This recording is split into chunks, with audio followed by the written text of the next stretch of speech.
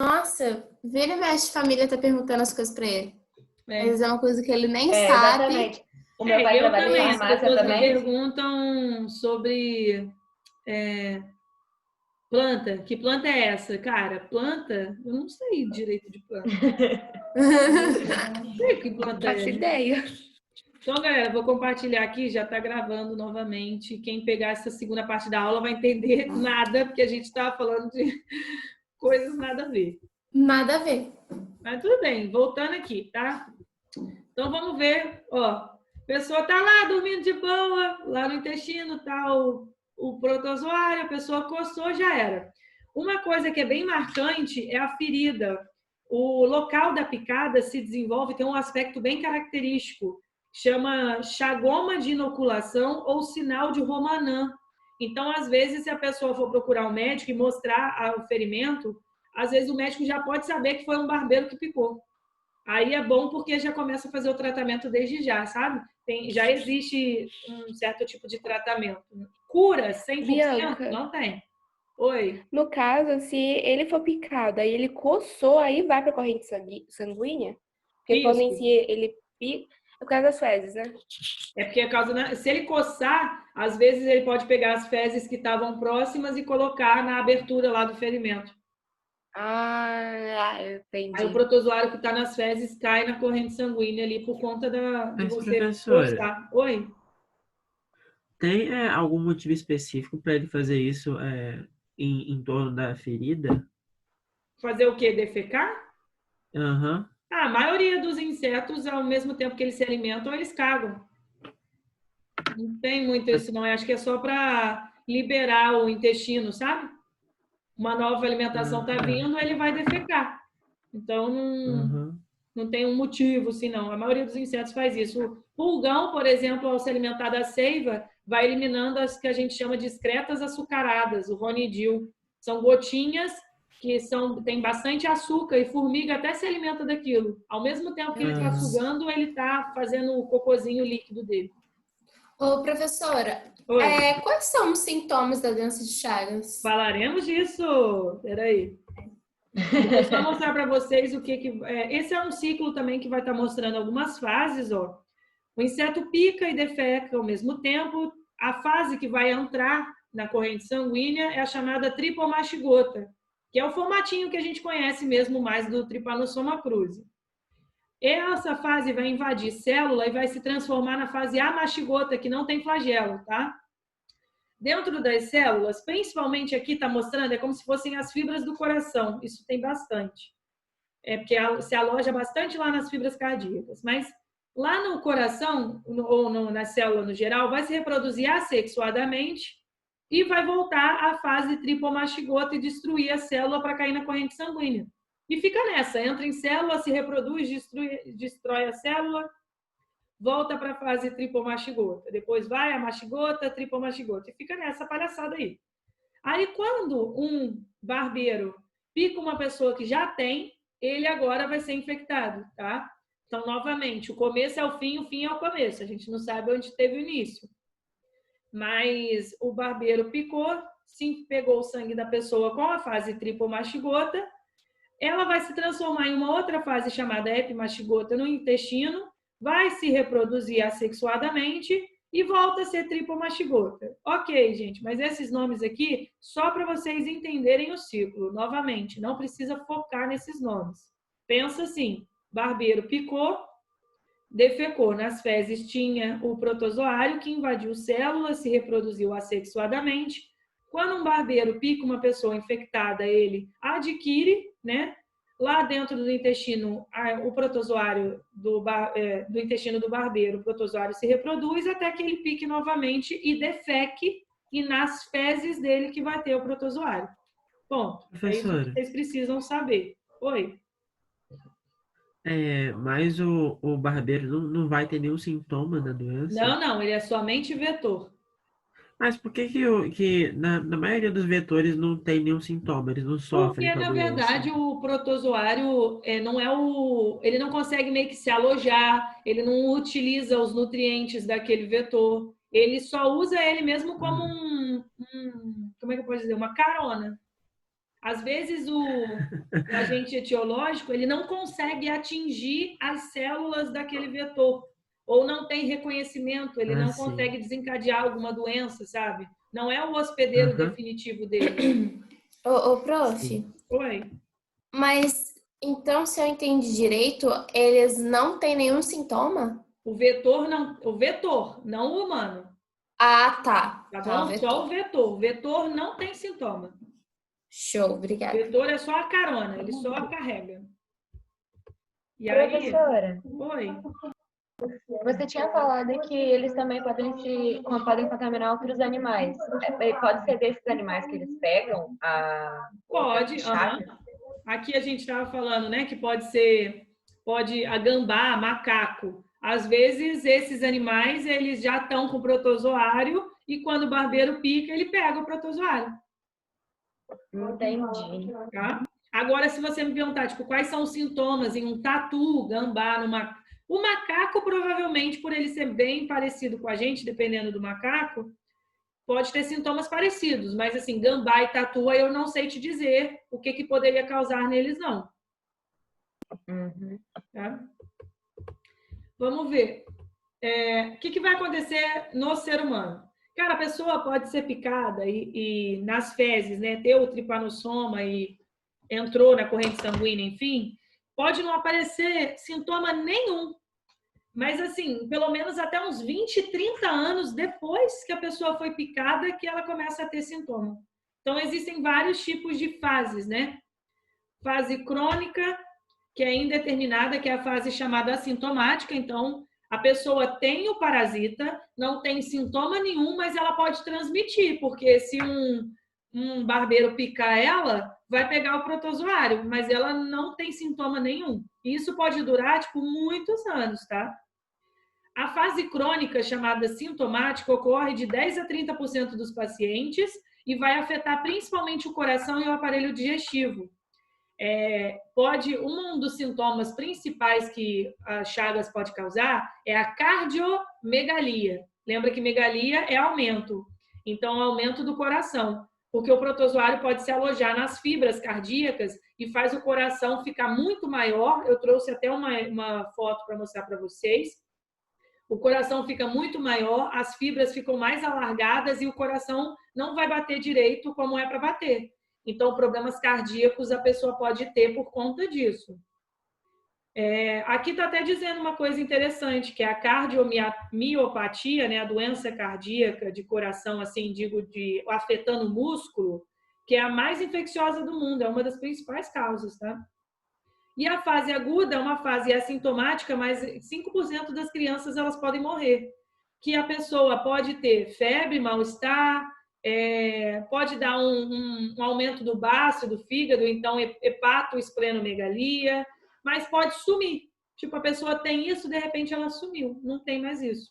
Então, uma característica marcante que vocês podem lembrar é justamente o aumento do coração, o coração não vai bater direito, vai ter vários outros problemas cardíacos, porque o protozoário se alojou entre as fibras do coração. E aí, vou até dar um exemplo. Mas e se a pessoa fizesse transplante, né? A pessoa que está com problema precisa de transplante. Não adianta, porque ela vai tirar aquele coração que está com os protozoários, mas o protozoário não está somente no coração. Ele também pode ser encontrado no sangue. Então, não adianta trocar eu acho até que deve acontecer, sim, transplante, caso a pessoa esteja com um problema grave, mas daqui a alguns anos ela vai precisar de um transplante novamente, porque o protozoário que estava no sangue vai se alojar no coração de qualquer forma. Olha só a comparação de coração normal com coração com chagas. Caraca. Tem um coração com chagas lá na Fiocruz, tá? Eu nunca fui na Fiocruz, eu tenho maior vontade de visitar. Eu estava até combinando antes disso tudo acontecer. Eu ia com uma escola que um professor ia levar, eu ia falar para ele me levar também, para conhecer a Fiocruz. E lá tem um coração com chagas para você ver. Então é um passeio maneiro. A Fiocruz fica onde? Fica ali no Rio, na Avenida Brasil. Ah, tá. Ela parece o Castelo Rá-Tim-Bum. Ai, que maneiro. Vamos lá. Vamos. Então, depois dessa pandemia. Quem sabe, né, galera? Quem sabe? Depois da analogia do Castelo Rá-Tim-Bum, já tô indo lá, gente. Mas é porque parece, quando você for passar na Avenida Brasil, fica olhando. Eu adoro olhar as construções que tem por lá, porque tem bastante coisa abandonada, e eu adoro casa abandonada. E aí eu fico olhando, e um momento você vai ver um castelo, que parece o Castelo Rá-Tim-Bum, é a Fiocruz. É lindo. Uhum. É muito Então, bonito. vamos lá. Tem tratamento? Tem. Tem cura? Não. Tem tratamento para que você aumente a expectativa de vida. Então, existem drogas terapêuticas para você conseguir matar e destruir o Trypanosoma cruzi, mas isso bem no começo da doença. Depois, você pode tomar remédios que vai aumentar a expectativa de vida, melhorar a qualidade de vida e tal, mas cura não tem. E a prevenção, a principal prevenção, combate ao vetor, que é o barbeiro. Mas também não morar em casa de pau a pique, ter casa de alvenaria, não deixar madeira acumulada, né? Não deixar esses cantinhos, que é onde o barbeiro pode se alojar. E uma curiosidade para vocês, acredita-se que Darwin, que foi o grande, né, evolucionista, o mais lembrado da história, que ele que sugeriu a seleção natural, que Darwin tenha morrido de chagas depois de ter vindo visitar o Brasil.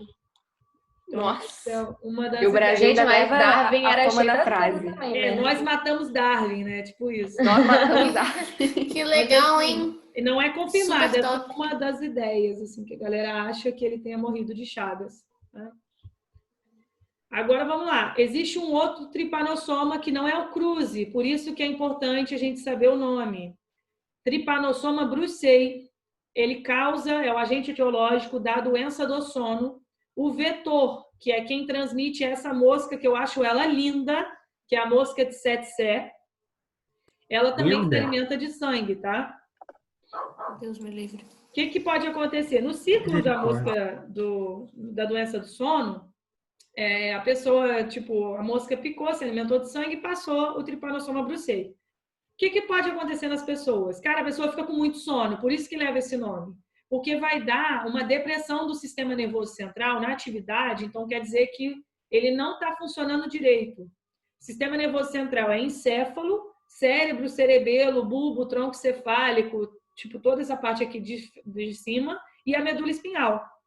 Se a pessoa tiver essa lesão no sistema nervoso, ela fica com sono, tem febre, anemia, blá, blá, blá, ela pode entrar em coma porque ela só dorme. Então, o sistema nervoso dela vai parando suas atividades, a pessoa pode entrar em coma, ter parada respiratória e morrer. É uma doença que tem principalmente na África, tá? A gente não tem casos aqui, não. Mas é uma doença bem importante porque quem vive tem sequelas cerebrais. Então, bem perigosinho. Professora, essa mosca é grande? Então, não sei o tamanho dela, mas eu acho que ela tá? Deve ter alguns centímetros. Mas não sei, eu tenho Ela que é dar cheia uma de olhadinha. detalhe, né? Muito bonita. Ai, ela é linda. Não acho não. Nossa, ela é linda. Tem horror dela. Já tomei horror dela. O olho que Ela é combina cheia com o de abdômen. detalhezinho. Ai, lindona. Então, aqui era só para mostrar, tipo, tem uma imagem mostrando como que é o ciclo no geral, é porque o protozoário ele vai se alojar lá no cérebro, então por isso que pode dar esses problemas todos cerebrais, tá? Agora, falando das giardias, e ela não parece que tem 2 olhinhos e que está sorrindo?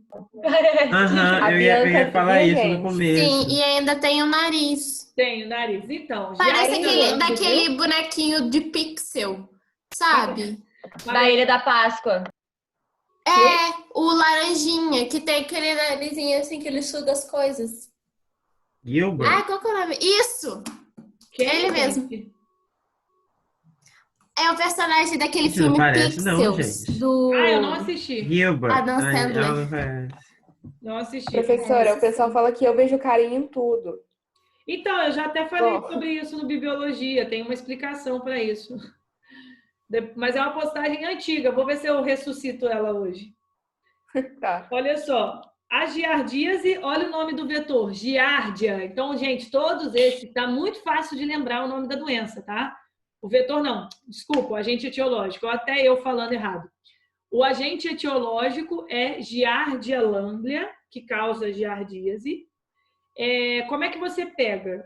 se alimentando de comida que está contaminada com cisto. Cisto é uma fase que o protozoário consegue assumir, é como se fosse uma bolinha protetora.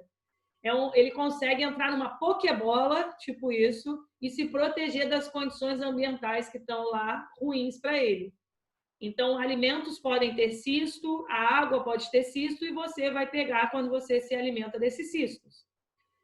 Desses cistos vai sair esse protozoário vai estar principalmente no intestino, e causa uma disenteria com fortes cólicas intestinais. Então, a pessoa tem dor mesmo de barriga, pode afetar todo o funcionamento do intestino.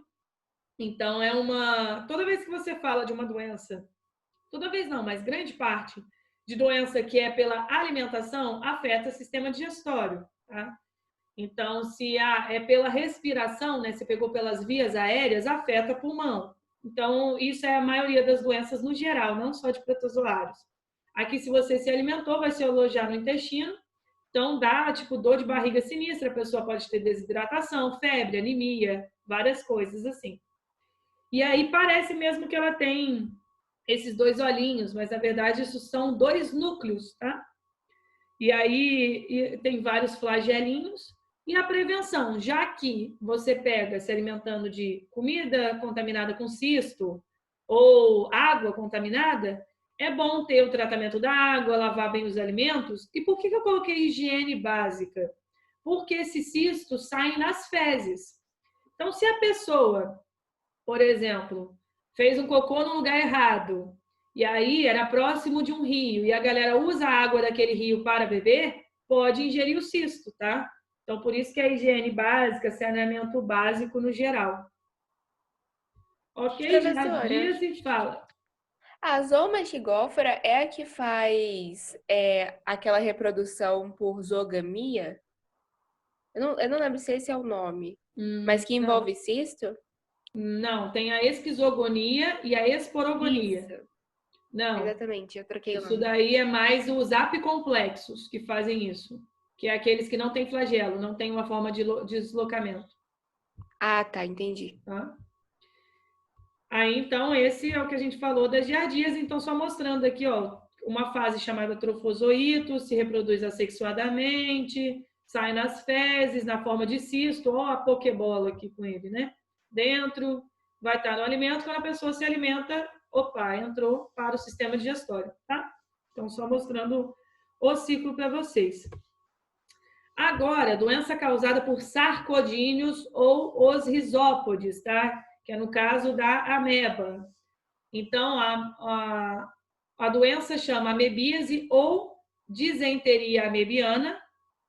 O agente etiológico é entamoeba histolítica, é um parasita do intestino. Como é que você pega? Parecido com a giardíase, tá? Ingestão de cistos em águas e em alimentos, porque os cistos estavam nas fezes. E eles vão se alojar, o cisto vai chegar lá no intestino, sai a ameba no intestino, vão se multiplicar e acaba afetando, pegando nutrientes, rompendo células ali no intestino, então faz bastante mal. Pode causar anemia, pode causar úlcera no intestino, pode causar necrose lá no fígado, no pulmão e problemas cerebrais também. Às vezes a ameba pode cair lá no cérebro. E aí, qual que seria, então, uma forma de prevenção, né? Profilaxia. Saneamento básico, ou seja, fazer cocô onde tem que fazer e que esse esgoto seja tratado. Higiene pessoal, cuidados com água e alimentos. Só beber água filtrada, alimentos bem lavados. Então, parece um pouco com a giardíase, né? Só que é um protozoário diferente. Cadê? Estava falando dela. E quando a gente fala aqui da higiene pessoal, é porque existe o contágio oral-fecal. É assim, a pessoa fez um cocôzinho, aí foi limpar, né? Não lavou a mão, às vezes pode ter cisto na mão. E aí vai para a boca, opa, passou para a boca. Então, existe isso. Pode causar várias lesões e pode causar morte também, mas tem como tratar antes disso, né? Fala. Nada não, eu só fiquei um pouco chocada. Ah, tá. Agora vamos falar da malária, né? Para a gente finalizar, falta malária e toxoplasmose.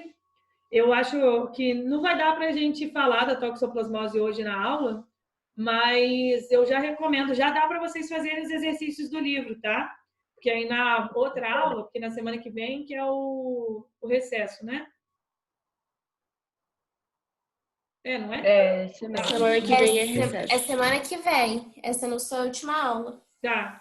Então, já dá para vocês fazerem os exercícios e na outra semana eu começo terminando toxoplasmose e aí eu tenho que ver as datas porque mexeu tudo. Tá. Então, mas aí eu termino toxoplasmose depois. Deixa eu só falar da malária então.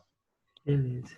A malária é uma doença causada por um esporozoário. Lembra que são os apicomplexos, tá? Tanto malária quanto toxoplasmose. São aqueles protozoários que não têm formas de deslocamento.